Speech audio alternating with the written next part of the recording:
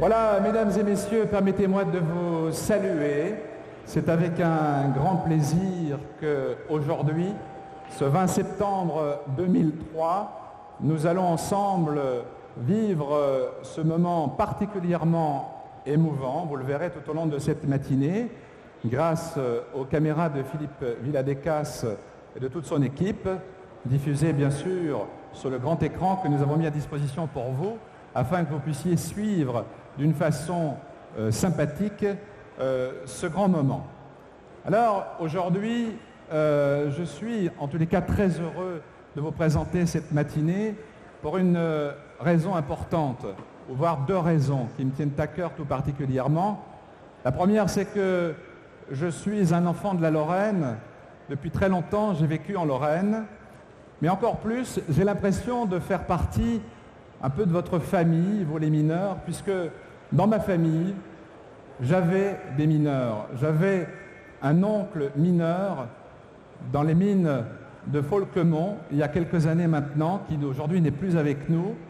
Et combien de fois, lorsque j'étais plus jeune, nous parlions de ce métier qui est le vôtre et de la passion que le mineur, qui était mon oncle, pouvait nous faire passer. Alors ce matin, l'hommage d'une région tout entière à la mine, aux mineurs et au charbon de Merlebach. Aujourd'hui, si vous le voulez bien, mesdames et messieurs, ce n'est ni une commémoration, ce n'est pas non plus une fête, ce n'est pas non plus une manifestation de tristesse, mais c'est aujourd'hui une célébration respectueuse et un hommage vivant.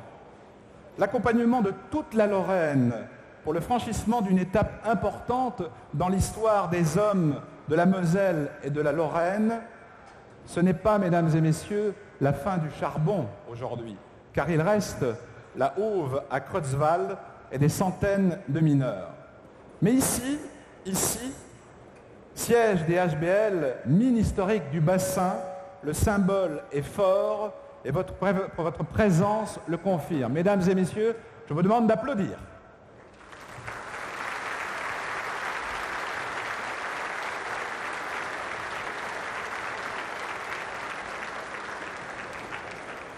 Monsieur Sutter, bonjour.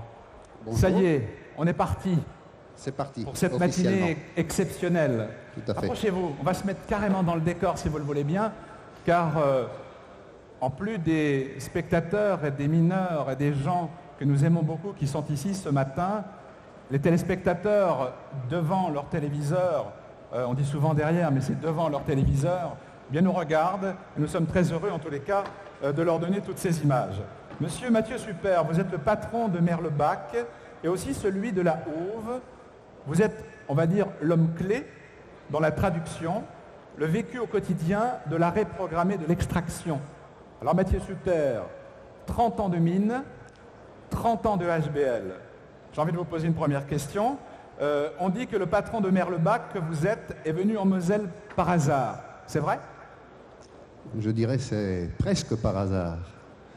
Parce qu'effectivement, à la fin de mes études à Nancy, j'avais prévu de voyager. Et donc, j'avais déjà mon contrat en poche pour aller exploiter des mines de mica à Madagascar, à Fort-Dauphin, dans le sud. Ouais. Seulement, mon père déjà, qui était mineur aussi, chef porion aux mines de potasse d'Alsace, donc lors de mes études, j'avais pu bénéficier d'une bourse des mines et à ce titre, j'avais également un contrat avec les mines de sel et les mines de charbon. Et à une semaine de mon départ pour Madagascar, j'ai été contacté par les houillères du Nord et, bon, n'étant pas très attiré par les brumes nordiques, j'ai immédiatement contacté les houillères du bassin de Lorraine et les houillères du centre-midi pour essayer de rester dans une région un peu plus intéressante pour nous. Bien que la réputation du Nord soit un peu usurpée, parce que les gens du Nord et la région du Nord est très agréable. Et donc, je n'ai pas attendu longtemps, puisque que mes amis sudistes m'excusent, mais les Lorrains, comme d'habitude, Oui. ont été le plus rapides. Et moins de 10 jours après le premier contact, je faisais ma première descente au siège Simon. Oui. Et donc, depuis 30 ans, Vous j'ai êtes parcouru resté. les différentes unités du bassin. Et je dois dire, avec le recul, que lors de ces 30 années, j'ai pu apprécier tout particulièrement les hommes, les mineurs de la région et la région elle-même.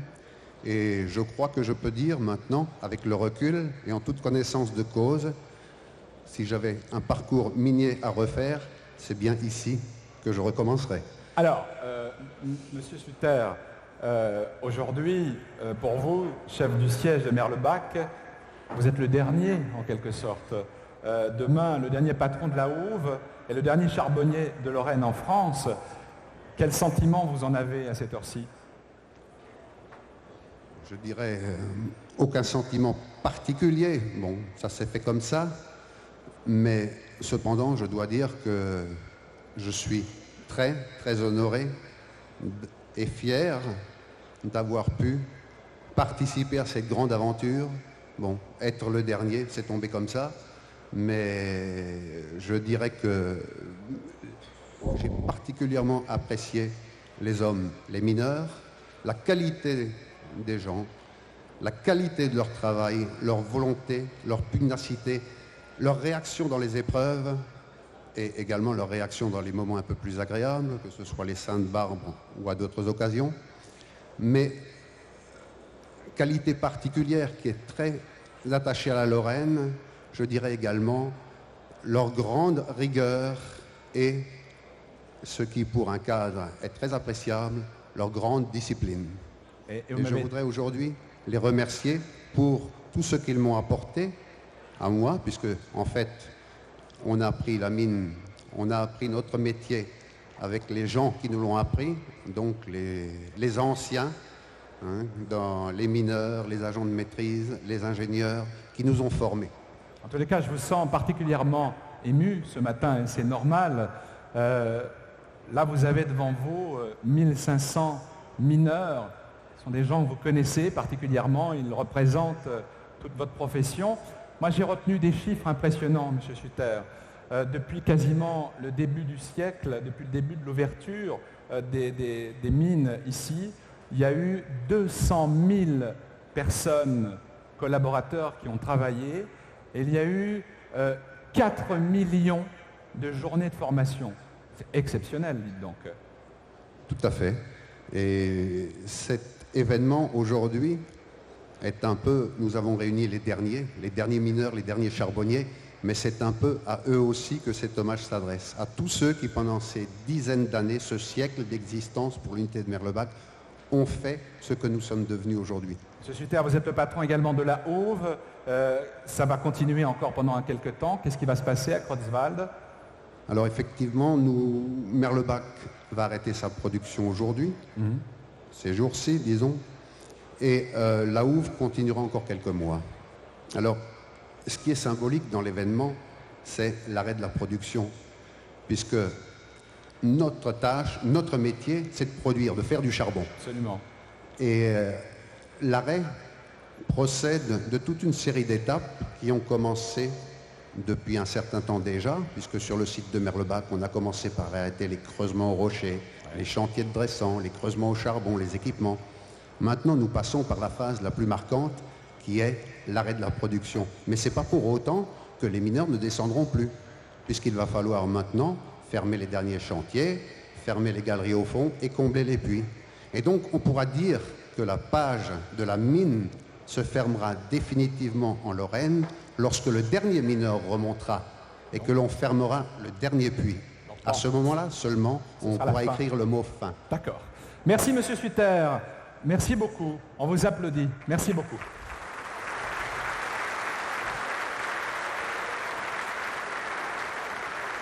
Alors, mesdames et messieurs, cette matinée exceptionnelle, cet événement que nous vivons ensemble ce matin en direct, va bien évidemment être ponctué de rencontres, de personnalités, d'images, de chansons, de musique. Place maintenant, si vous voulez bien, aux images. Et en quelques minutes, nous avons voulu rendre un hommage aux hommes qui ont fait, bien sûr, Merlebach avec leur joie, leur souffrance, leur bonheur de vie, dans l'entreprise, la famille, la ville. Il était une fois Merlebach. C'est un film produit par les HBL qui donne, vous allez le voir, la parole à 40 témoins. Un ancien enseignant, directeur d'école à Je suis un chef porion, dressant. Je suis responsable des carrières éthériques. Je travaille au service sécurité de Lionel. J'ai travaillé au criblage. Je suis retraité des HBL depuis... Je suis femme des mineurs. Je suis militant syndicaliste. Je suis fille de mineurs. Je suis adjoint au chef d'unité de Lionel. Fils de mineurs. Ancien président de l'OIR du bassin de Lorraine. En 2003, produire de charbon, c'est un geste tout à fait moderne. Dans un contexte de mines souterraines très anciennes. Actuellement, il reste une taille à la houve, une taille à Merlebach. Donc c'est vraiment le bout du chemin.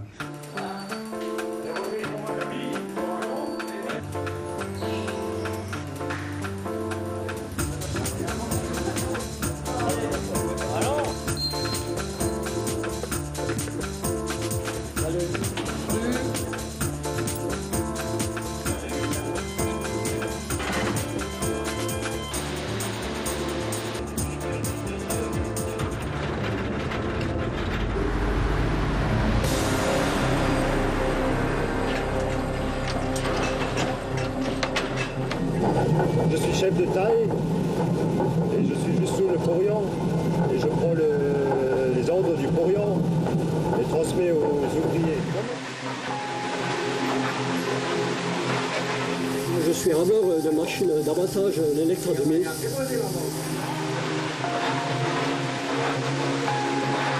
Pratiquement depuis le début, les mineurs avaient leur salaire, étaient payés à la tâche.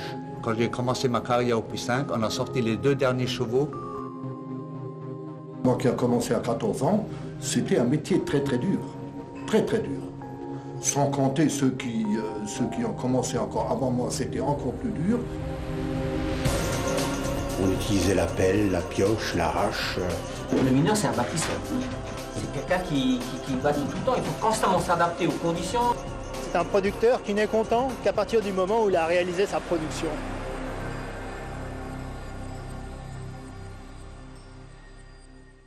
Très impressionnée et très émue.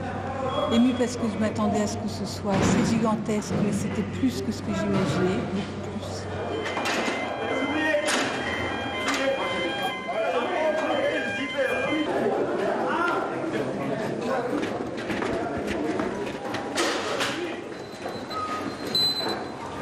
J'ai un quart d'heure de retard. Mon grand plaisir à la remonte, c'est la douche.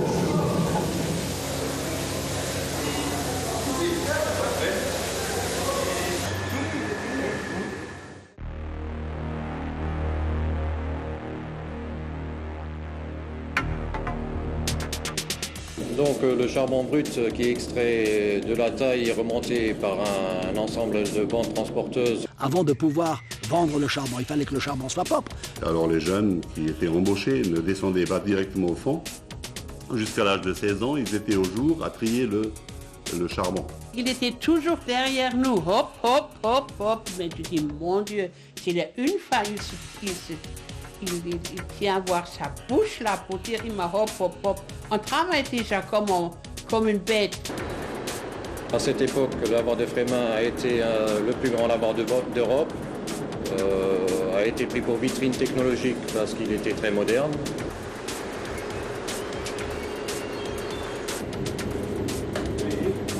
Le réseau ferré des HBL était très important vu la longueur initiale qui s'étendait de Forbach à Creuswald sur une longueur de 40-45 km et une longueur linéaire de rail de 200 km.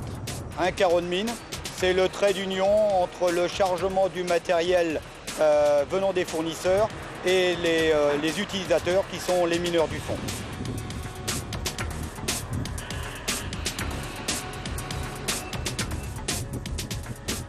Au fond, il y avait nos frères, nos pères, nos cousins, oncles ou n'importe. C'est-à-dire que nous, on réparait les machines qui remontaient du fond.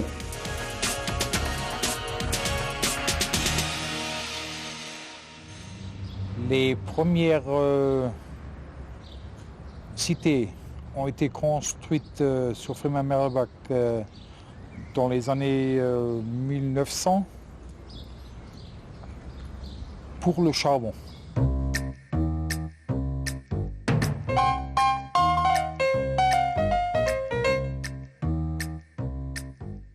Tout a été construit autour de la ville. Ce n'est pas une ville avec un cœur de ville et un quartier autour, c'est un ensemble de plusieurs cités. Moi, j'étais élevé dans un panier à linge.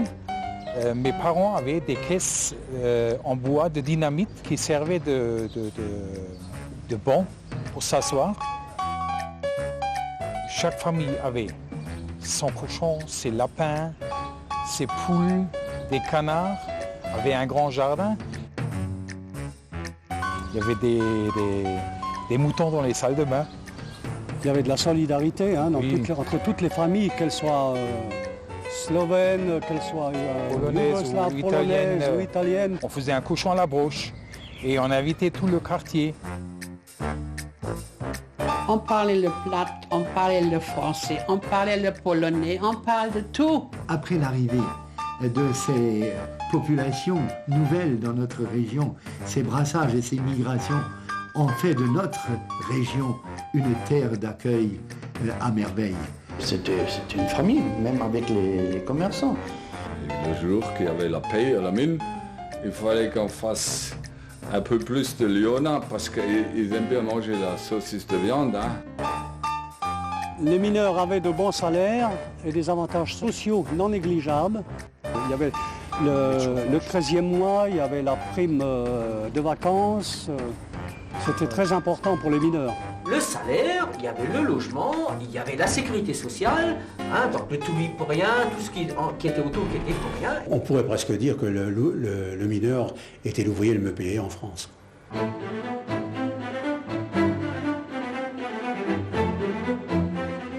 Frémin et Merlebach étaient deux tout petits villages, passés d'une population totale d'1 millier d'habitants à environ 18 000 habitants, 19 000 habitants dans la période la plus faste. Le Texas lorrain.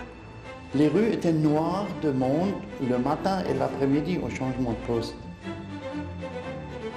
Quand ils arrivaient gare de Merlebach le matin, dans les cafés-restaurants, dans les cafés qu'il y avait autour de la gare, il y en avait plusieurs. Les demi étaient déjà tirés, mais ça, on ne va pas le dire.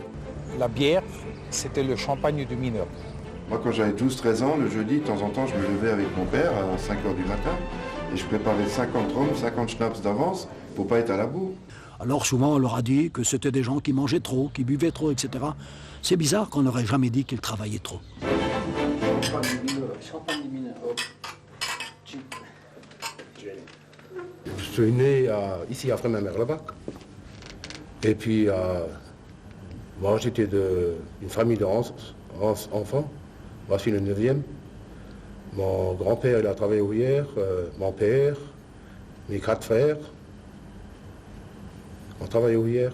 Et les parents venaient me trouver et me disaient, eh bien, si mon fils ne réussit pas d'études, il ira au fond de la mine. Puis les portes lui étaient ouvertes, les portes lui étaient ouvertes.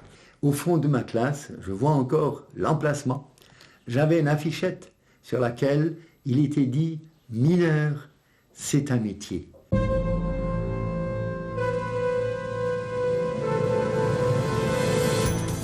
Frémin et Merlebach ont fusionné en 1971 pour créer une ville plus importante. Les HBL représentent pour un élu beaucoup. Dans ma jeunesse, le chauffage de l'église était assuré par les HBL. Le téléphone de monsieur le curé, c'était un téléphone HBL. La mine appuyait, aidait les associations locales. Les activités sportives étaient gérées par les HBL. Des clubs de ping-pong, des clubs de judo. Les clubs de football, les chorales, les groupes folkloriques, les groupes de théâtre. Les orchestres.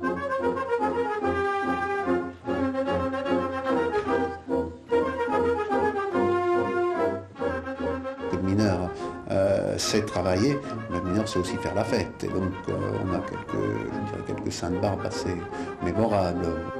C'est des fêtes très conviviales.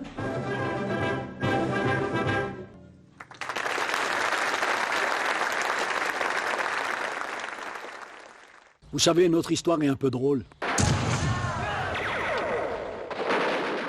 Nous étions français jusqu'en 1870. Puis, nous sommes devenus allemands jusqu'en 1918.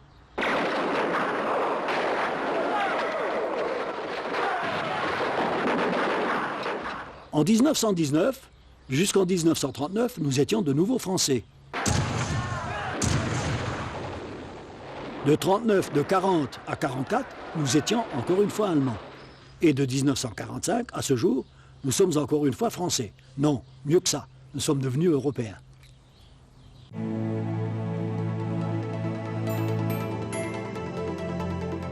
En 1855, les premiers sondages effectués à Merlebach permettent la découverte d'un gisement très important. En fait, c'était les dressants.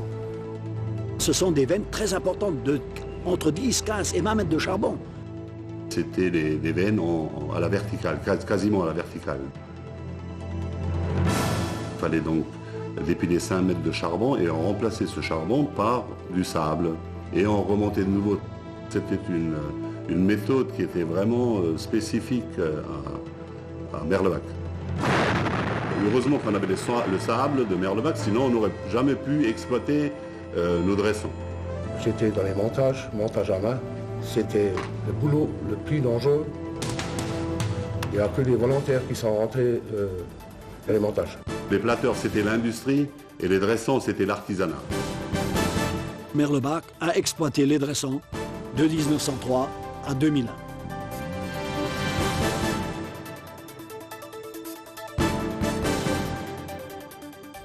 Actuellement, sont encore exploitées les veines en plateur dans le champ de Cochrane.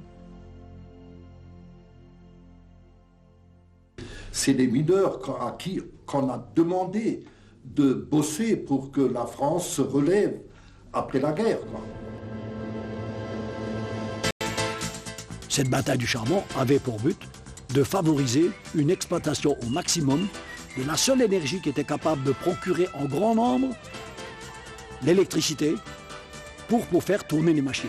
Toutes ces concessions du groupe de Petite Rosselle, Folquemont et de Merlebach ont été nationalisées. D'une quinzaine de pays d'Europe, les gens arrivent et s'installent dans la région pour mener cette bataille du charbon. Parce qu'il faut produire à tout prix, ce qui représente à peu près 4500 mineurs au fond, uniquement à Merlebach. Maintenant non, ce sont des blindés qui dégagent le charbon, des rabeuses qui l'abattent. Et l'évolution se fera jusque dans les années 70, où des grandes machines d'abattage sont mises en route, qui elles seules abattent autant que 3-4 chantiers anciennement. Les mineurs de Merlebach sont devenus champions d'Europe de production. Et le siège de Merlebach est devenu, entre-temps, le siège le plus important d'Europe, l'un des sièges les plus importants au monde.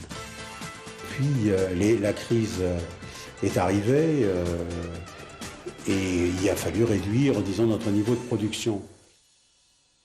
Les années 81, pendant la période électorale des présidents, où Mitterrand est venu faire un meeting à Forbach, on a annoncé dans la région, comme dit si je me trompe, dans les 30 ou 40 millions de tonnes de charbon. Mais entre 81 et 84, on a embauché beaucoup de jeunes, ce qui a permis de désengorger un peu les demandeurs d'emploi. Donc c'était une période un peu euphorique, mais la réalité nous a très vite rattrapés. En 1985, on peut dire que la production annuelle a été de 6 350 000 tonnes brutes.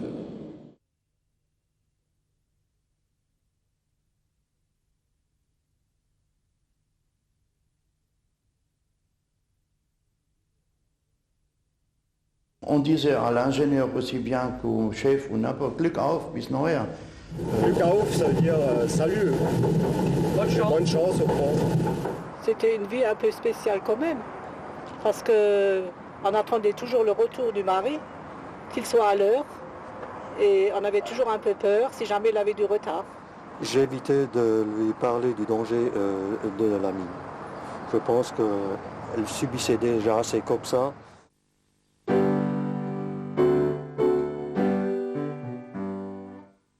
C'était le 30 septembre 1976. Nous étions tous en classe et nous avons appris une terrible nouvelle. Nous avons vu près du puits Wouters une épaisse fumée qui sortait du ventilateur. Que le père d'une de mes élèves était mort. Il faut savoir que la première équipe de sauveteurs qui sont descendus y ont laissé leur vie. Comble de l'ironie, cette fille s'appelait Barbara, de son prénom. Et Barbara, c'est le nom de la Sainte Barbe. La Sainte Barbe qui est la patronne des mineurs. Nous, on était la deuxième équipe. Nous sommes descendus à 11h moins le quart le soir. Et il y avait tellement de fumée, on n'y voyait pas à 2 mètres. Et quand nous sommes arrivés dans le quartier, tout était en flammes. Vers 11h15, donc la délégation de Houillères est venue m'annoncer que mon mari faisait partie des victimes de la catastrophe. Bon, j'avais que 6 ans, c'est vrai. Je me souviens juste que maman est venue me réveiller le matin en me disant que papa était au ciel. Les corps n'ont pas été remontés, ils sont restés au fond de la mine. Mon grand-père, il y en a un, il est mort à cause de l'explosion du Grizzly. Il voulait aller sauver des vies dans une mine. Bon, malgré ce qui est arrivé, mon fils aîné est quand même descendu au fond de la mine pour y travailler, mais contre mon gré, quoi.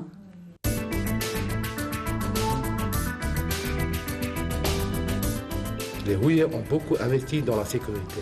Concernant les coups de poussière, coups de grisou, il y a des bacs à eau qui sont installés. Lors d'une explosion, un coup de poussière, l'onde de choc vient les percuter, l'eau se propage et est propulsée dans la section, et puis à ce moment-là, ça éteint la flamme et puis arrête l'explosion.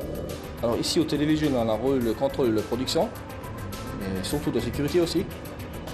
Et on est là pour ça, on est là 24 heures sur 24, 365 jours dans l'année. Jusqu'au dernier jour d'exploitation, nous aurons les mêmes exigences concernant la sécurité, et même au-delà. De plus, on a réussi à être une vitrine technologique quand même. Nous avons exporté notre savoir-faire. Nos sauveteurs ont été appelés en Algérie pour une inondation d'eau dans les mines. Et même il y a énormément de gens qui ont été embauchés pour creuser le tunnel sous la Manche.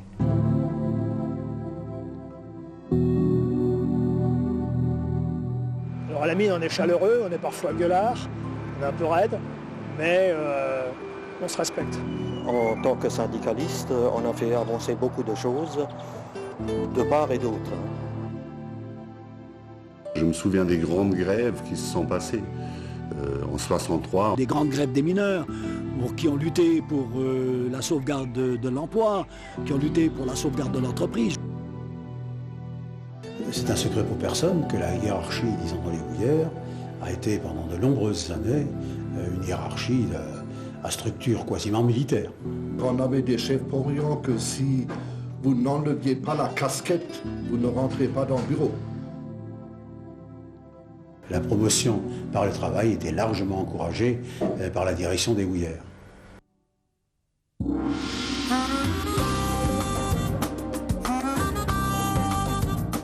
La solidarité du mineur était vraiment légendaire et exemplaire. Qu'on soit français, italien, arabe, espagnol ou n'importe quoi, une fois qu'on avait le casque sur la tête, on était tous mineurs et on s'entraidait. On a l'esprit un peu germanique, on en veut et on montrera jusqu'au bout et on est fiers de ça. Et le travail bien fait. On était tous fiers de notre métier. Un métier d'homme, c'était quelque chose qui vous prenait 24 heures sur 24. Je vais dire, c'est le plus beau métier du monde. Moi je l'aimais fort. J'en ai fait, je pense, mon sacerdoce. C'était vraiment un sacerdoce d'être à la mine. On l'a dans le cœur, c'est tout. On a l'impression d'avoir fait quelque chose, même si demain on s'arrête. Imaginez ce qu'aurait été la Moselle-Est sans le charbon.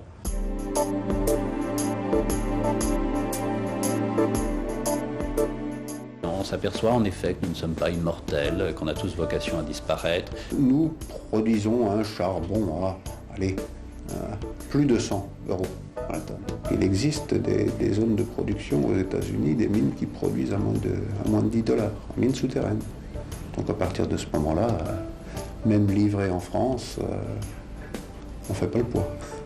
Fermer, il est certain qu'on ne ferme pas de gaieté de cœur. Moi je crois que l'arrêt de l'exploitation ou de l'extraction minière va créer un vide dans tout Frémont-Merlebach et dans tous les alentours. Je vais partir à la retraite dans peu de temps, mais croyez-moi que c'est avec un peu de peine quand même.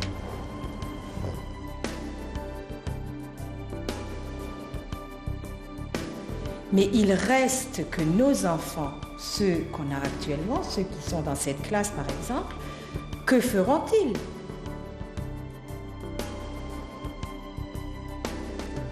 Du haut de ses 10 ans, il disait qu'il voulait faire mineur, comme papa, comme papy. Moi, si je pouvais avoir la même vie que mon père, qui était mineur, je serais heureux. Donc la fin, c'est une page, c'est sûrement de la nostalgie, et c'est à travers cette réussite, je l'espère profondément, l'appétit pour la nouvelle génération de montrer qu'elle est capable, elle aussi, de construire sa propre réussite. Les enfants, comme les jeunes de la région, ont hérité de vertus extrêmement importantes qui sont issues du travail, de l'ambiance de travail de leurs parents. Je lui ai jamais dit souvent à mon papa, mais je le remercie pour ça, parce que son âme de mineur nous a permis de nous battre dans la vie et d'apprendre que rien n'est acquis. Voilà. Merci papa.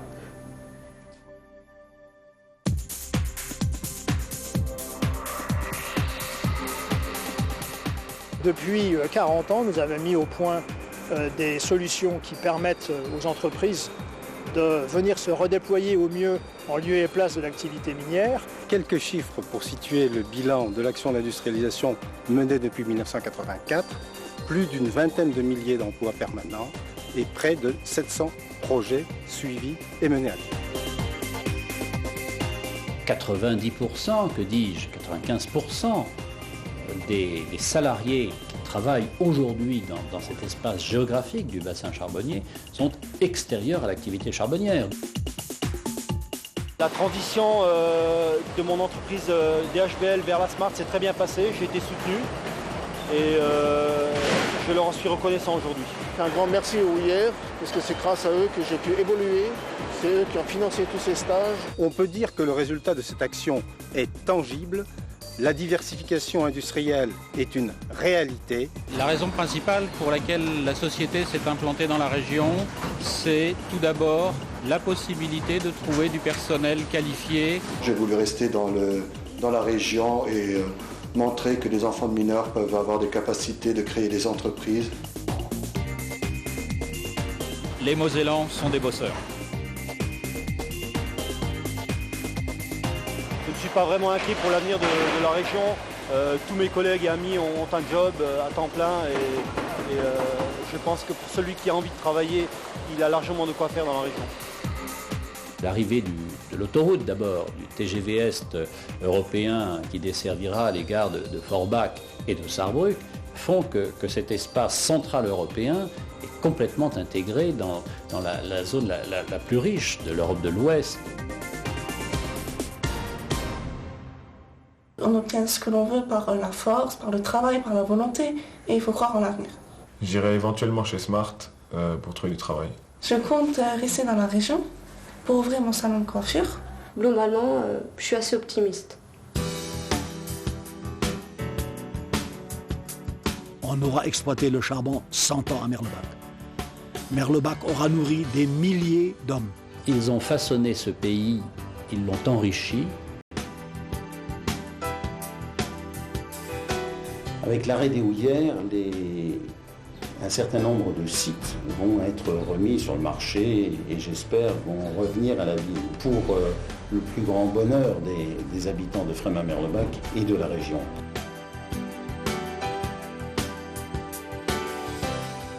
La carrière de Frémont-Merlebach deviendra pour la partie appartenant à Saint-Avold ici, un golf, et pour la partie appartenant à Frémont-Merlebach, une zone ludique. nous allons lancer nos réhabilitations sur Frémin-Merlebach. Cuvelette, Remaux, rue Longue, rue du Nord, Urwald sont les cités qui verront les réhabilitations venir en 2003 et 2004.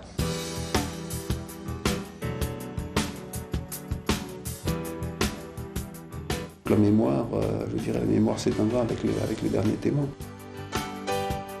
Nous nous devons, et je me dois, de faire en sorte que véritablement le musée de la mine de Wendel trouve tout son développement et puisse enfin accueillir des visiteurs qui redécouvrent les chantiers du fond reconstruits en surface.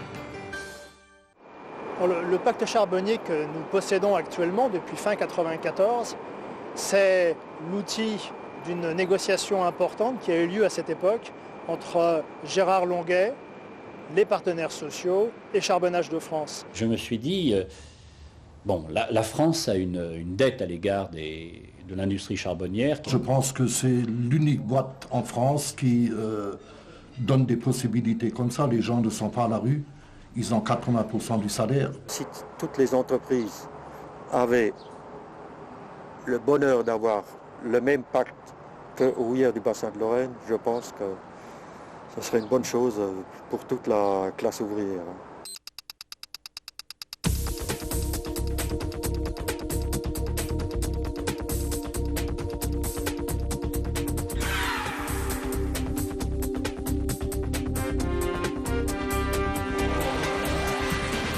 Alors, Merlebach, une histoire d'hier.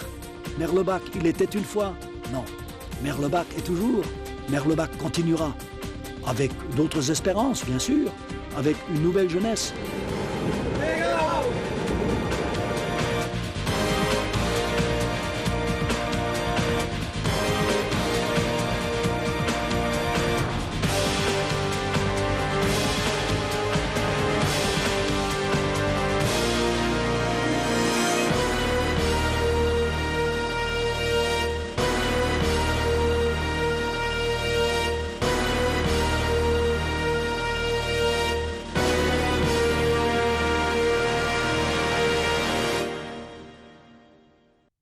Voilà, mesdames, messieurs, je vous remercie infiniment.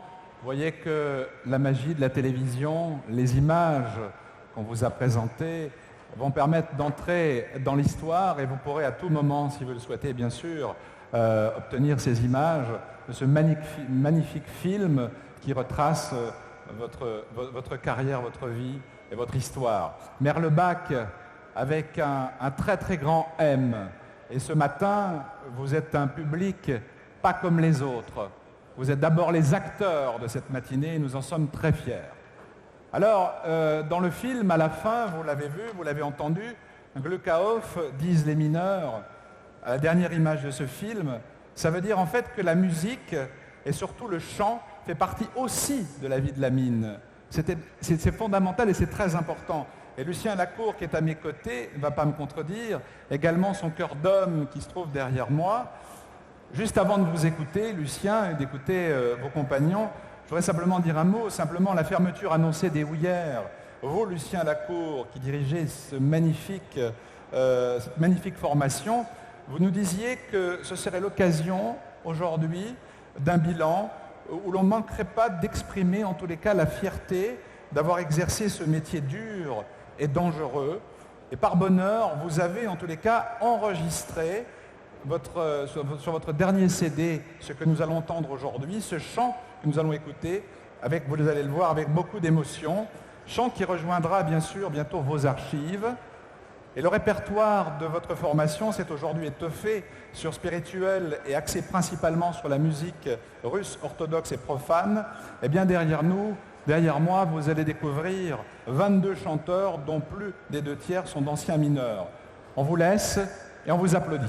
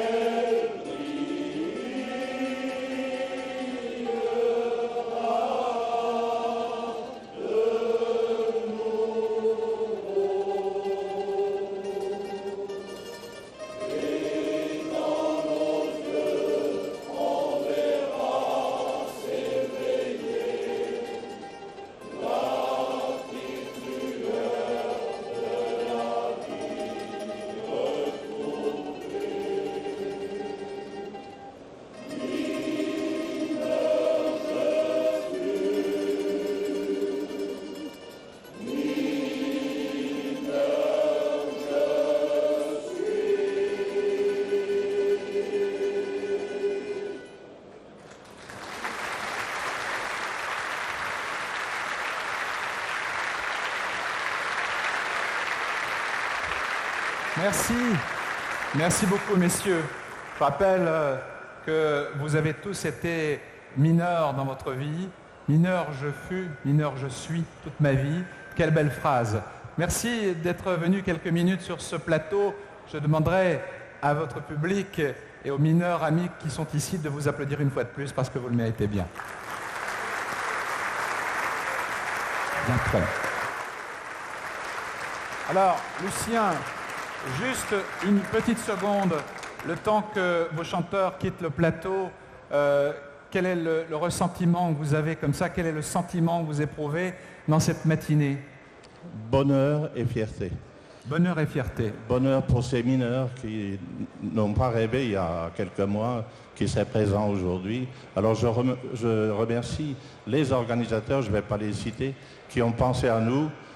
Et je remercie aussi le Chœur d'Homme de Homboro de nous avoir fait une petite place. Merci bien. En tous les cas, cette place, elle vous était méritée et nous sommes très fiers de vous avoir eu sur ce plateau. Merci Lucien. Merci Lucien. Bravo.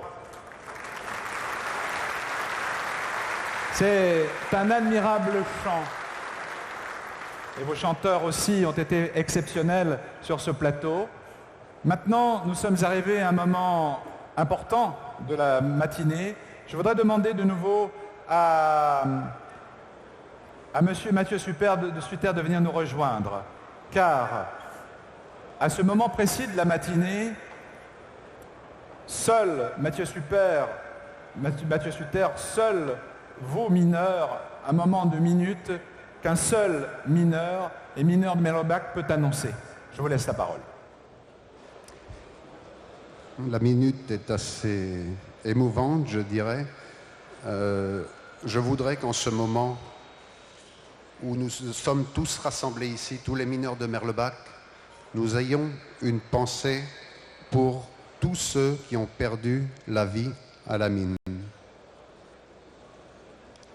Ceux du bassin, ceux de Merlebach, avec une pensée particulière pour les victimes de l'explosion du 30 septembre 1976 ici à Merlebach.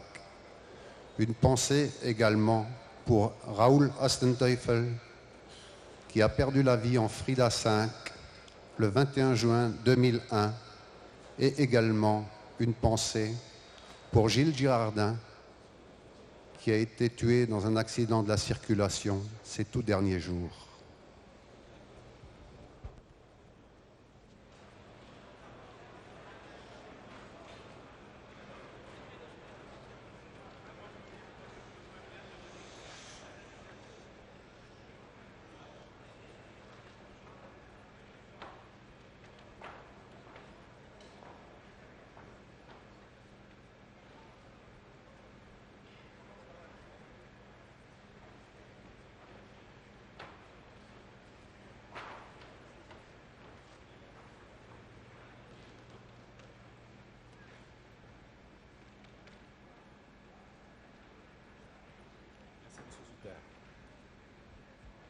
Alors,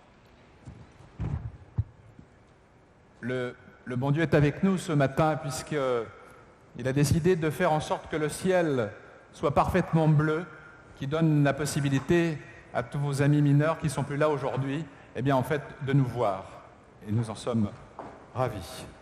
Je vais demander à Daniel Woldrich, secrétaire du comité d'établissement de Merlebach, des houillères du bassin de Lorraine, de nous rejoindre. Bonjour Daniel. Bonjour. Approchez-nous, on va se mettre dans le décor de façon à ce que les téléspectateurs qui nous suivent puissent vous voir dans de bonnes conditions avec la lumière. Une entreprise que vous connaissez particulièrement bien, j'imagine. En deux mots, quels sont pour vous les sentiments que vous vivez ce matin? Alors aujourd'hui, l'émotion chez moi, elle est guidée. Parlez bien près. L'émotion est guidée par la fierté d'être mineur. Vous nous avez parlé en début de votre oncle qui était lui-même mineur à Folcomont. Je peux vous assurer que la plupart d'entre nous ici ont eu oncle, père, voire grand-père qui étaient mineurs. Alors oui, je suis fier de faire partie de la corporation où les valeurs fondamentales ont toujours été courage et solidarité. Maintenant, il y a aussi la tristesse parce que Merlebach ferme. Et Merlebach, comme beaucoup, j'ai fait toute ma carrière depuis mon apprentissage. Alors, en tant que mineur, j'aurais préféré avoir des perspectives d'avenir, des objectifs, des projets. Merlebach qui ferme, ça nous fait aussi penser qu'on ne pourra plus proposer à nos enfants du travail ici, des emplois à la mine, et ça fait mal. Il reste la satisfaction de se dire que la mine ferme, mais sans qu'on laisse derrière nous une catastrophe industrielle ou sociale. Les gens qui travaillent ou qui ont travaillé à la mine ont l'assurance d'avoir des ressources et des conditions matérielles favorables. Et ça, c'est dû au pacte charbonnier de 1994.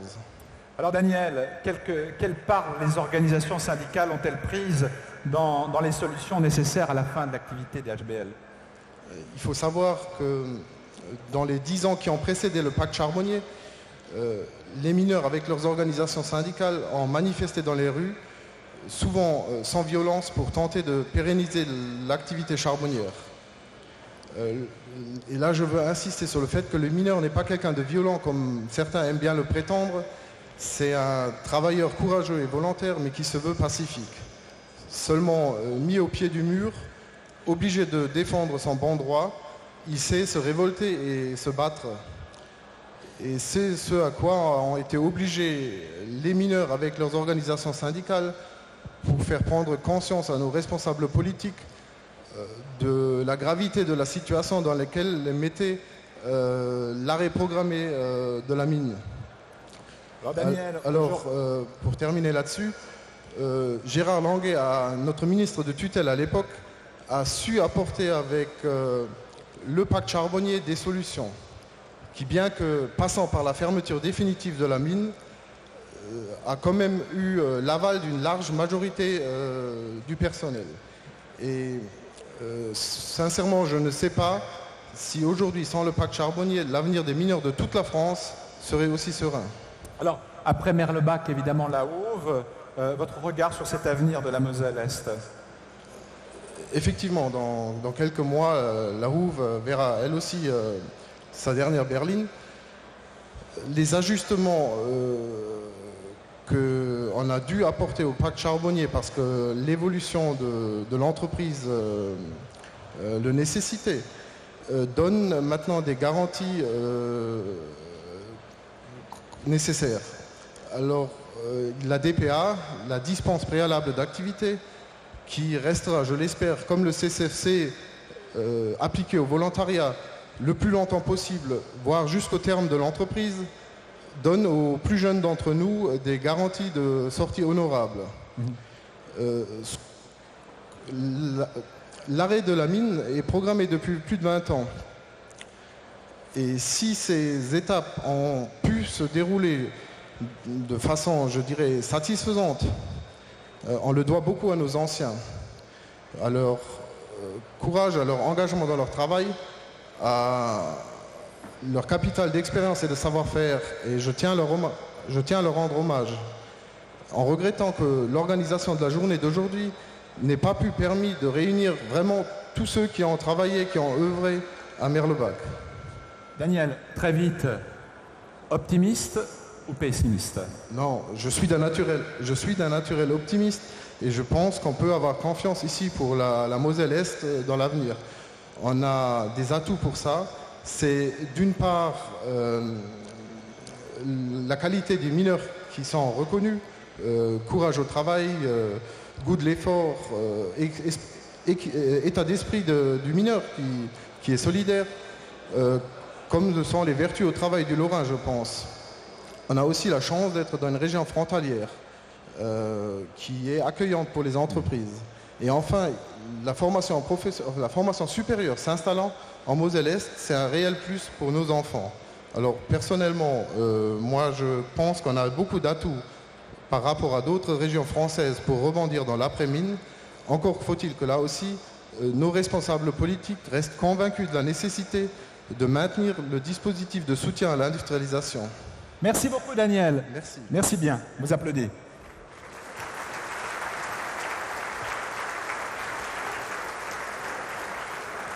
Monsieur Alain Rollet, directeur général des houillères du bassin de Lorraine, approchez-vous si vous voulez bien.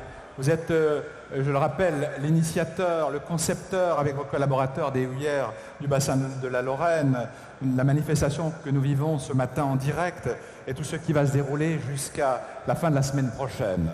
Alors, Merlebac et le charbon, c'est toute une histoire d'homme. Vous insistez beaucoup sur le fait que l'homme est important chez vous. Quelle est l'histoire du dernier directeur des HBL avec Merlebac? Quelle est son histoire maintenant, la vôtre? L'histoire du dernier directeur général des HBL, elle a commencé ici, puisque fraîchement émolue de l'école, une école dite polytechnique, mais qui ne fait pas beaucoup dans la technique, eh bien, je suis arrivé ici et Merlebac, ce fut mon école d'application. Alors j'ai appris la technique minière, mais j'ai appris aussi, surtout, le management des hommes, les qualités humaines, et quelque chose qui manque peut-être beaucoup aux écoles d'ingénieurs, le sens du collectif, le sens du travail bien accompli.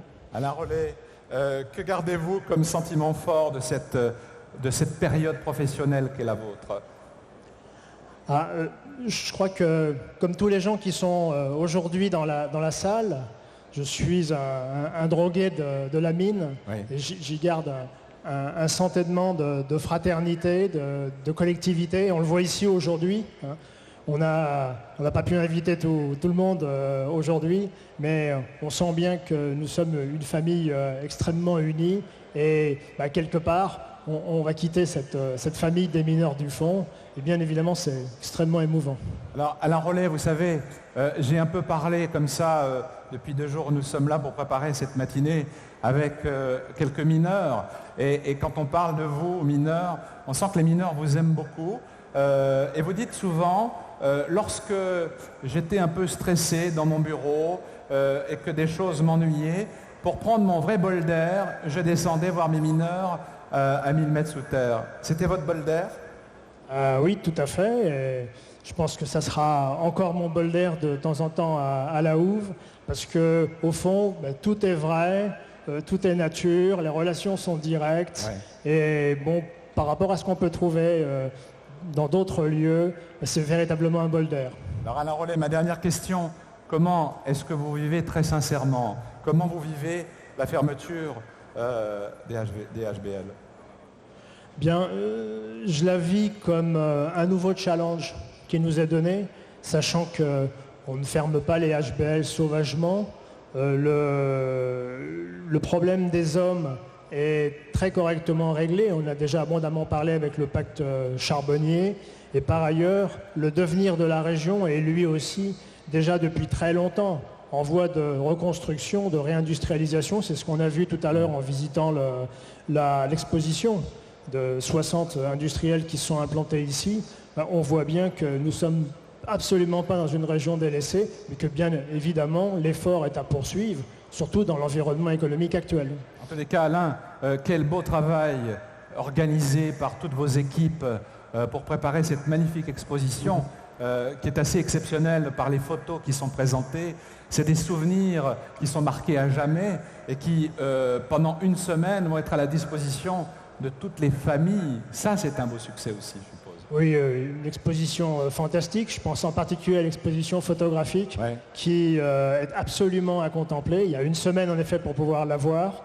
Et on s'est rendu compte aussi qu'en ouvrant les portes de la mine à des personnes extérieures, bien très rapidement, ils se sont fait adopter par les mineurs et ils ont su partager les émotions qu'on connaît nous aussi depuis très longtemps. Puis dernière réflexion, Alain Rollet, ce qui est absolument admirable dans cet événement de ce matin, c'est la prise en compte des mineurs pour avoir mis en place toutes ces machines à l'extérieur. Il a fallu les remonter du sous-sol. Et puis surtout, cette reconstitution d'une galerie, en quelque sorte, à la surface. Et lorsqu'on est à l'intérieur, on a pratiquement l'impression d'être tout au fond de la mine. Ça, c'est un vrai boulot. Et ça, on voit la passion qu'ont les mineurs d'avoir pu exposer et montrer ce métier exceptionnel, n'est-ce pas?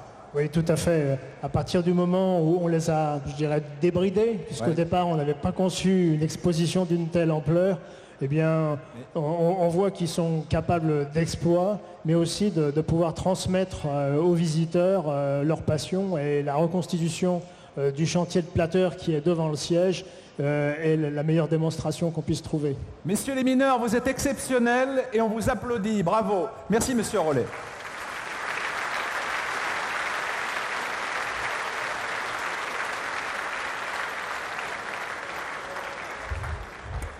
Bonjour, Monsieur le Président. Bonjour. Philippe de la Doucette, vous êtes président, directeur général de Charbonnage de France, président des houillères du bassin Lorraine, une compétence double, une double légitimité à être au centre des manifestations d'aujourd'hui à Merlebach. Alors, Monsieur le Président, au fur et à mesure de la matinée, comme ça, on avance, on vous découvre. Pour le président de Charbonnage de France, quel est le sens pour vous de la fermeture de Merlebach ? Écoutez, je crois que beaucoup de choses ont déjà été dites. On a le sentiment qu'aujourd'hui, le président directeur général doit s'effacer devant l'événement. C'est à la fois un jour extrêmement fort du point de vue humain, symboliquement, parce que c'est quand même le symbole de la fin du charbon, même si ça va continuer encore quelques mois. C'est en même temps l'aboutissement de la mission qui m'avait été confiée quand je suis arrivé à Charbonnage de France il y a 8 ans. Et puis, c'est aussi, je crois, le jour où nous devons célébrer le travail accompli par tous les hommes qui sont ici, et tous ceux qui n'y sont pas d'ailleurs, et qui ont fait preuve d'un extraordinaire goût du travail bien fait. Donc c'est pour moi un grand jour, tout en étant en même temps un petit peu un jour de nostalgie. Absolument. Alors, Monsieur le Président, avec l'arrêt de la production, est-ce que vous changez définitivement de métier ? En partie, oui. On va changer en partie de métier. Pour être tout à fait exact, on a déjà commencé à changer de métier. Il y a 13 ans que les mines du Nord ont été fermées. Il y a quelques mois que celles du centre-midi l'ont été. Nous avons déjà entamé notre petite reconversion vers être une entreprise de développement durable, d'environnement. Mais surtout, ce qu'il faut souligner, c'est que les qualités des mineurs vont être mises au service de ce qui sera notre tâche nouvelle, qui est le réaménagement de l'ensemble des sites, et notamment maintenant que nous avons bientôt terminé Merlebach, le travail de réhabilitation pour rendre aux collectivités territoriales, à la collectivité nationale, l'ensemble de tous les terrains que nous avons occupés depuis maintenant 60 ans et qui ont été, depuis 150 ans ici et parfois plus longtemps ailleurs, le monde du charbon. Alors, Monsieur le Président, pour terminer notre entretien, si vous n'aviez par exemple qu'un seul mot à dire au HBL et à leurs hommes, c'est quoi ce mot ? Alors, si c'était un seul mot, je dirais d'abord fierté. Fierté de ce qu'ils ont accompli, de ce que vous avez fait, et fierté aussi d'être aujourd'hui avec vous. Merci, Monsieur le Président. Merci beaucoup.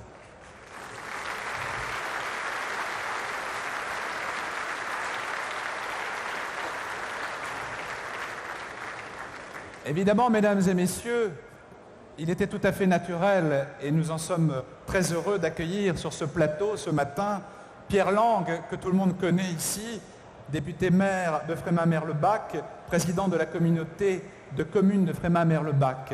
Monsieur le député-maire, bonjour. Bonjour. Vous n'êtes, vous, pas mineur, ou parent de mineurs en tous les cas, ce qui est plutôt rare ici. On l'a vu dans le film tout à l'heure. On est mineur, on meurt mineur, et on a encore d'autres mineurs qui revenaient. Et pour vous, aujourd'hui, tout de même, c'est une date importante dans votre commune. Est-ce que vous pouvez nous parler, en fait, des liens étroits entre la mine et la ville ? Frémin-Merlebach, c'était 2 petits villages avant l'apparition du charbon, des villages de l'ordre de 500 habitants. Avec l'apparition du charbon, toute la ville s'est développée avec les mineurs, avec le charbon et autour des puits de mine.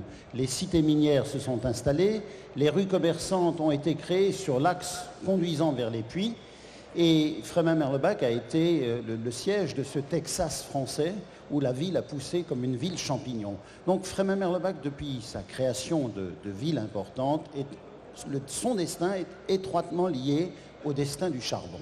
Et donc nous avons connu notre apogée.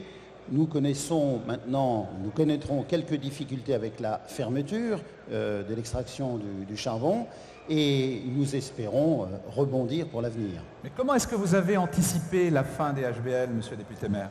Nous avons fait d'abord avec les services de l'État, la Sofirem et les services de la réindustrialisation, des efforts en matière de développement de nouveaux emplois et de nouvelles industries. Je dois dire que ces efforts ont pu être, dans le fond, réellement mis en route grâce au pacte charbonnier, grâce à l'action de M. Gérard Longuet, ministre de l'Industrie, qui nous a évité une crise sociale, qui nous a évité des drames sociaux, et nous avons pu reconstruire ou préparer l'avenir dans la sérénité. Et ensuite, nous avons en même temps anticipé, à travers la modernisation de la ville, la remise en ordre de nos finances municipales, puisque nous avons désormais moins de ressources, puisque la redevance des mines sera beaucoup moins importante et disparaîtra. Il a fallu adapter nos dépenses à nos ressources.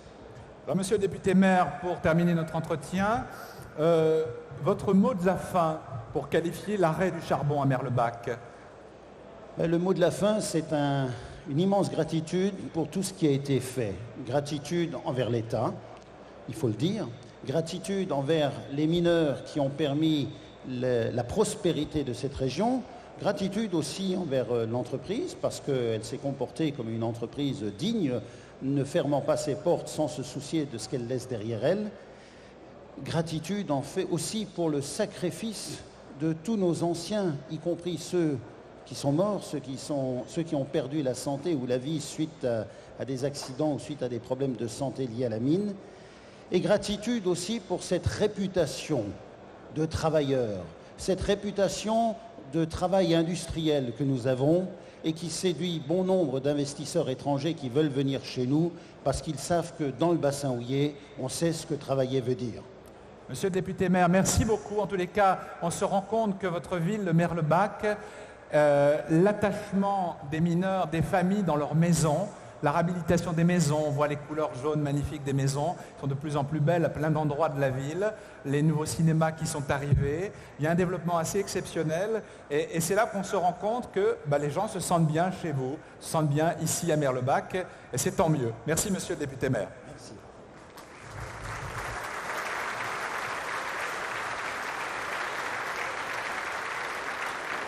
Alors, mesdames et messieurs, nous arrivons maintenant, on va dire, quasiment à la dernière ligne droite avant d'arriver à la fin de cette grande manifestation exceptionnelle de ce matin. Et d'ailleurs, tout comme moi, vous sentez cette bonne odeur de cuisine qui est en train de se préparer derrière les rideaux blancs. Et si vous êtes sages, mesdames et messieurs, vous aurez droit évidemment à ce bon plat qui est préparé spécialement pour vous tout à l'heure. Alors voici maintenant venu le temps du dernier charbon. Ici à Merlebach, après les centaines de millions de tonnes qui l'ont précédé dans le bassin houiller, voici, mesdames et messieurs, symboliquement, l'arrivée du dernier skip, 15 tonnes de charbon arrachées il y a peu à moins de 1250 mètres de profondeur en veine d'orage. Je vais demander à Laurent Zemelbeck de venir me rejoindre pendant quelques secondes. Et je vais vous demander, mesdames et messieurs, de l'applaudir, Laurent. Il a mis, mesdames et messieurs, enfin, je le vois sur ce plateau, il a mis son vêtement de danseuse de ballet. Regardez comme il est beau. Et quand on voit les mineurs qui se baladent comme ça, quand on leur serre la main, je peux vous garantir que ça fait mal, parce qu'ils sont costauds quand même. Alors Laurent, en quelques secondes, votre sentiment, vous êtes chef porion, pour ces derniers instants que l'on va vivre ensemble en direct. Donc pour moi, c'est vrai que c'est un curieux mélange de sentiments, à la fois la fierté, la tristesse, l'orgueil d'avoir fait partie de cette famille de mineurs. Et je dois dire que c'est dans la difficulté que l'on apprend à connaître les vraies personnes. Et j'ai eu la chance d'avoir des personnels avec moi qui a su être remarquable, des gens qui n'ont jamais baissé les bras, venus de tous horizons, puisque depuis qu'on a annoncé le pacte charbonnier, On a donc fermé les différents services. Donc c'était forcément des mineurs, mais des gens qui ne connaissaient pas l'exploitation des platteurs. Je pense notamment aux gens des dressants, des creusements, les gens de l'équipement. Et c'était un personnel qui s'est adapté remarquablement et qui a permis à l'exploitation des platteurs de se poursuivre. Voilà, maintenant on va devoir changer de métier, on s'y prépare et le mineur rebondira et il faut qu'on réorganise notre vie tout simplement. Voilà. Laurent vous applaudit, on vous applaudit très fort. Tous vos copains sont là, Laurent. Toutes les personnes avec qui vous travaillez au fond de la mine sont ici ce matin, en tous les cas, un bon nombre sont ici. J'imagine sincèrement l'ambiance qui doit se passer dans les différents groupes d'hommes qui travaillent ensemble depuis des années. C'est quelque chose qu'on a du mal à exprimer quand on n'est pas du métier, et c'est quelque chose que vous avez du mal, je dirais, à extraire du sous-sol, car ce que vous vivez en bas, c'est vous qui le vivez, c'est personne d'autre, n'est-ce pas? Oui, c'est ça. L'émotion aujourd'hui est très grande, quoi. Et puis donc ce qui va nous manquer le plus, c'est cet esprit d'entraide, cette solidarité qui est propre au métier de la mine et qu'on ne retrouve nulle part ailleurs. Je vais vous faire vivre, mesdames et messieurs, si vous le voulez bien, maintenant en direct, ça va durer à peu près 5 minutes. Quelques images vont vous être projetées sur l'écran et vous allez voir dans 5 minutes la dernière, ultime remontée des 15 tonnes de charbon. Je vous demande de regarder ces images. Et on se retrouve juste après.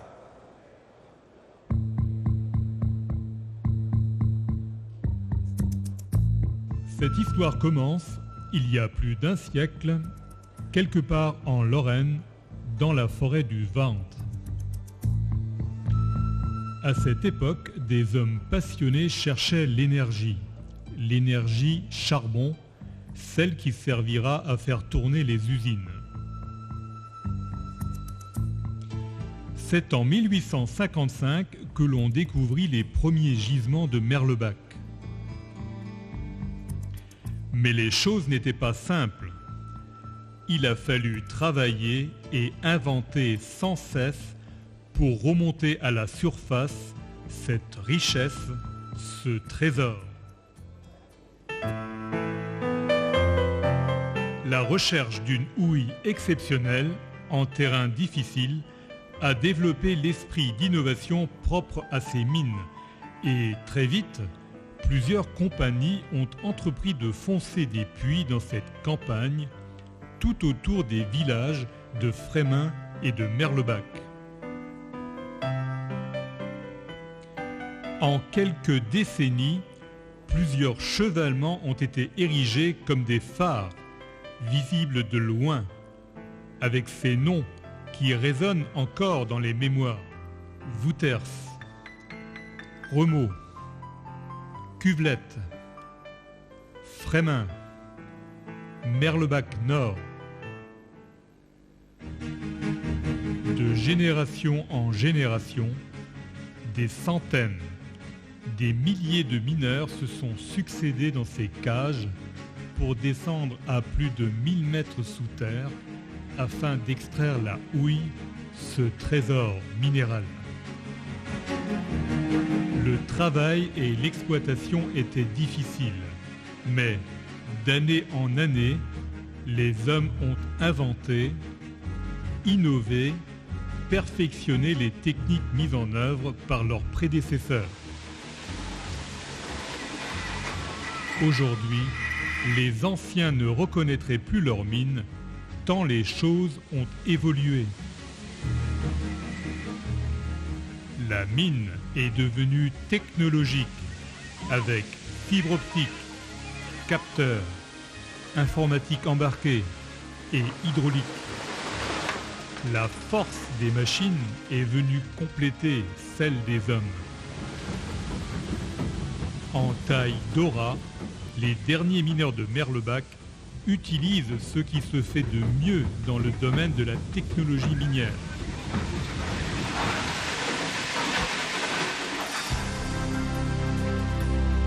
Mais le rideau tombe et cette belle histoire touche à son terme. Une histoire faite par des hommes courageux et inventifs. Des générations de mineurs qui, dans un élan commun, ont creusé la terre pour en extraire ses richesses. Aujourd'hui, après plus de 150 ans d'activité, le siège de Merlebach s'arrête avec ses derniers mineurs, cette dernière équipe.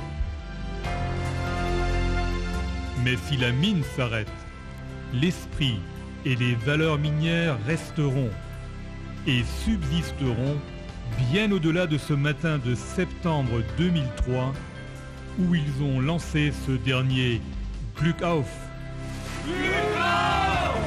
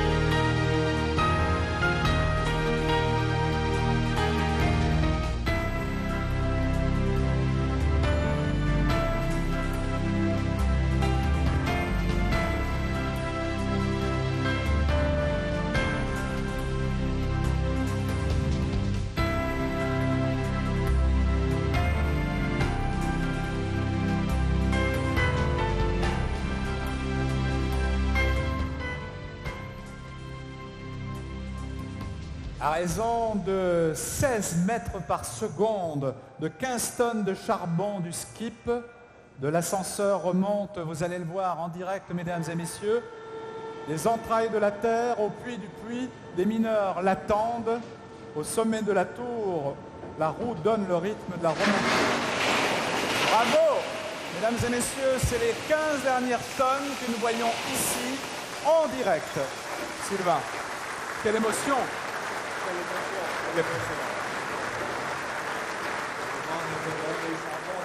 Skip remonté aujourd'hui.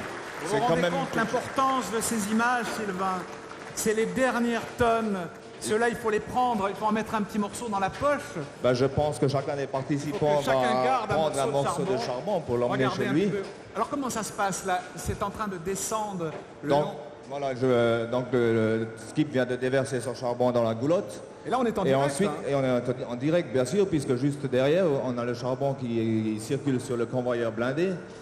Donc le convoyeur blindé va maintenant ramener ce charbon et se déverser dans notre dernière berline de charbon de l'UE Merlebach. C'est exceptionnel ce qu'on est en train de vivre là tous ensemble. Pour nous qui sommes pas du tout de votre métier, on imagine toutes ces énergies de tous ces hommes qui sont là et qui regardent sur cette image à la télévision ces 15 dernières tonnes qui sont extraites de la mine ici à Merlebach. Alors avant, il y avait les blindés convoyeurs avec les racloirs, on voit ça tout à l'heure, on a vu ça tout à l'heure avec l'avancée du charbon, une nouvelle petite trémie, comme vous dites, une berline. On ne sert plus de la berline aujourd'hui. Actuellement, non, bien sûr, les berlines, elles ont changé complètement d'utilité, puisque dans les années 1900 encore, on sortait le charbon en berline. Ensuite, ces berlines étaient poussées à main d'homme, puis ces berlines ont été poussées à tirer par les chevaux, puis remplacées par des locotracteurs. Donc la berline que nous remontons aujourd'hui, elle est symbolique. Elle est symbolique. Elle est symbolique. C'est un vrai symbole parce que tout a commencé il y a très très longtemps, presque 150 ans maintenant, où ça se passait comme ça. Voilà, ça se passait les comme hommes ça. Poussaient les berlines à la main. À la main, quand c'était pas parfois des gamins encore. Alors tout à l'heure, on va voir bien sûr le charbon qui va être déversé à l'intérieur de ces 4 berlines.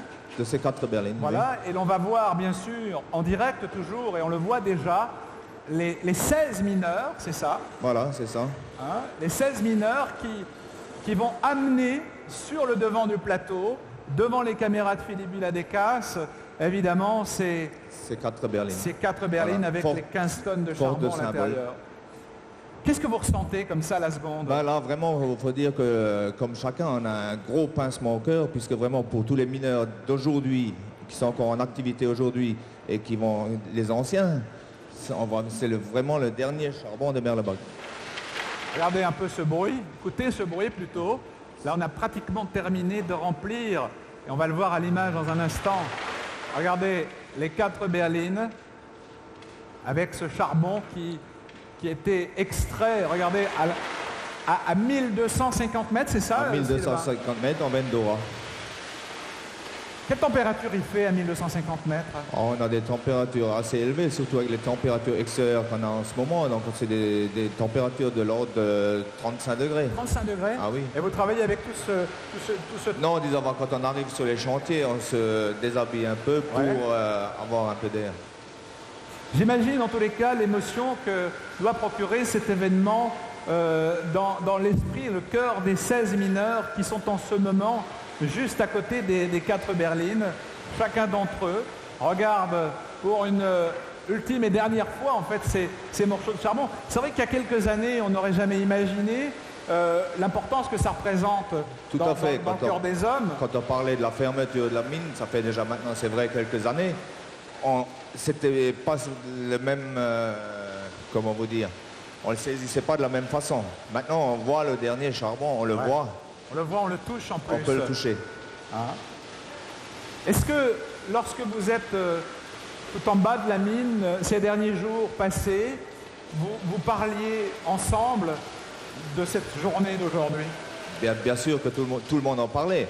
Mais bon, je pense que personne n'avait le même pincement au cœur en y pensant que maintenant en le voyant. Ouais.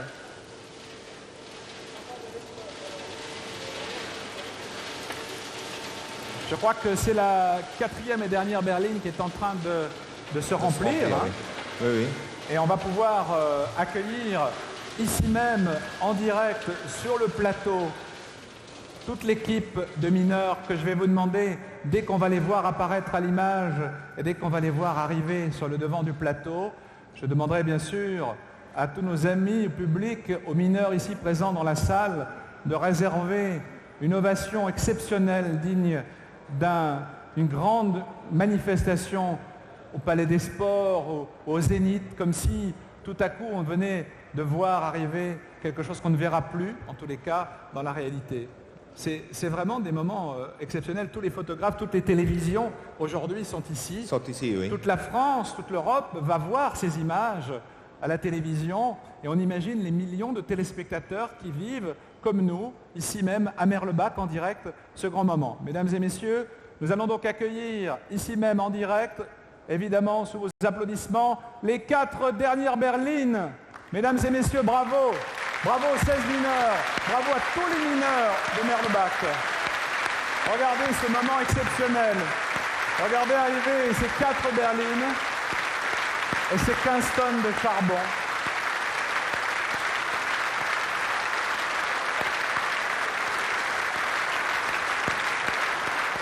On vous félicite, messieurs. Bravo.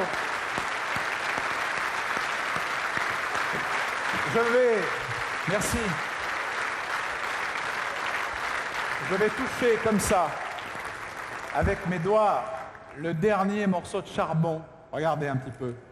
Il était à 1250 mètres de profondeur, il n'y a pas quelques minutes en arrière. Tout à fait. Vous vous rendez compte? Et le voilà, on l'a dans la main, c'est le dernier. On peut le toucher. Je vais le garder, celui-ci. Oui, oui. Je vais le garder. Alors, évidemment, dans un instant, on va maintenant accueillir, en direct toujours, tous les autres copains de nos amis mineurs qui, eux, remontent, évidemment. Bien sûr, puisqu'ils ont produit le dernier charbon, donc on va les voir arriver. On va les voir arriver, évidemment, du tunnel, enfin du moins de l'ascenseur qui les remonte. Ils sont combien Oh, ils sont une cinquantaine, tout corps de métier confondu. C'est-à-dire que c'est une équipe complète, c'est comme ça que ça se passe, c'est 50 personnes. Bah, c'est une équipe complète. Alors évidemment, avant ça fonctionnait jour et nuit, j'imagine, 24 heures sur 24. 24 heures sur 24 sur 4 postes. Donc il y avait 4 équipes de mineurs qui se relayaient sans cesse au fond. Messieurs, vous savez, vous êtes beaux, hein? Vous vous rendez compte un petit peu, comment est-ce que vous avez fait pour remonter et d'être aussi propre que vous l'êtes aujourd'hui? Alors là, c'est magique, voyez-vous, hein? Si on faisait du spectacle, on dirait que c'est en playback. Ah, non, là, c'est du direct quand même. Et on est content de vous avoir. Je ne sais pas si nos amis sont à la sortie de... C'est bon, on va les voir arriver. Regardez, l'ascenseur s'ouvre. pour celles et ceux qui sont ici à l'intérieur, l'ascenseur s'ouvre et vous allez voir sortir de cet ascenseur vos 50 copains, collègues de travail. Regardez un peu comme ils sont beaux, les mineurs. Regardez un petit peu. Ça y est, on va les applaudir, mesdames et messieurs, et ils vont nous rejoindre. Pour l'instant, ils sont à une cinquantaine de mètres de nous, à peu près. Avec le chef Porion, c'est ça? On va vous mettre le micro. Le chef Porion qu'on a vu tout à l'heure, Laurent Zemmelbeck. À côté de lui, le chef Porion Podersnik, qui est responsable du service électromécanique fond. Et ensuite, on a derrière une équipe de mineurs de tout métier confondu. Alors on les voit, là, ils arrivent. On les voit, ils doivent être très près de nous. Aujourd'hui, c'est eux les acteurs. C'est eux les vedettes de la journée. C'est eux les vedettes, et puis ils l'ont bien mérité. Et ils l'ont bien mérité, je crois. Alors, quand je dis c'est eux, bien sûr c'est eux physiquement, mais c'est tout le monde. C'est tout le monde. Ils représentent tous les mineurs. Évidemment, ils représentent tous les mineurs qui tous les jours descendent et montent le long. Et d'ailleurs, on les applaudit et ils arrivent à l'instant. Alors, mesdames et messieurs, après le charbon, les hommes, pour symboliser la dernière équipe du fond, nous attendons dans quelques secondes, ils sont là juste derrière nous, la remontée des hommes, ils sortent de l'ascenseur, ils arrivent et voici accompagnés par le chœur d'hommes de Hambourg-Haut, dirigé par Norbert Hoth.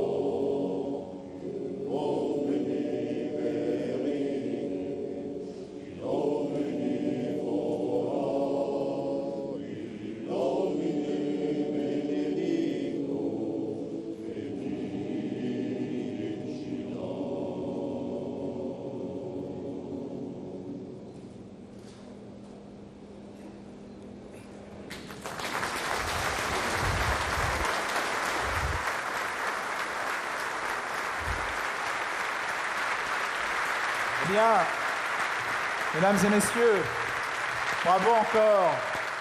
On vient de découvrir que la jonction est faite, la chaîne est reformée entre les mineurs du fond et les mineurs du jour, car la mine est une chaîne dont tous les maillons ont la même importance, car chacun est solidaire, mais aussi tributaire de la vigilance, de l'engagement et de la solidarité de l'autre. Messieurs les mineurs, bravo encore. Messieurs les chanteurs, bravo encore. Vous avez adapté en tous les cas un morceau plein d'émotions que l'on connaît bien et vous l'avez fait avec beaucoup de professionnalisme. On vous applaudit. Merci beaucoup, messieurs.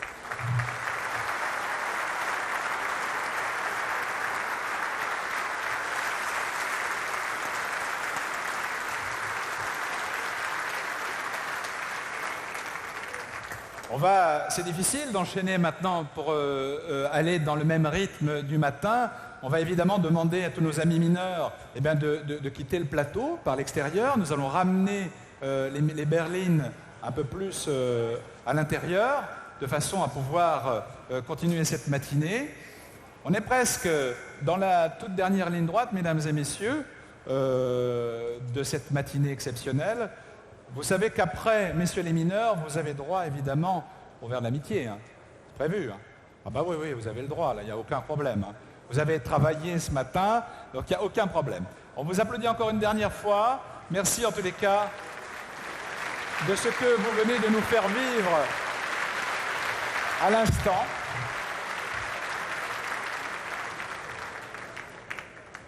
Vous savez, quand on n'est pas de ce métier et que l'on partage avec vous une émotion aussi intense dans une matinée ensoleillée comme celle de ce 20 septembre de l'année 2003, eh bien croyez-moi, on va conserver ça dans notre mémoire et on va mieux comprendre ce que représente un métier exceptionnel qu'est votre métier, le métier de mineur. Et on comprend pourquoi aujourd'hui, eh bien, il y a tant de solidarité, il y a tant de fierté dans ce que vous faites.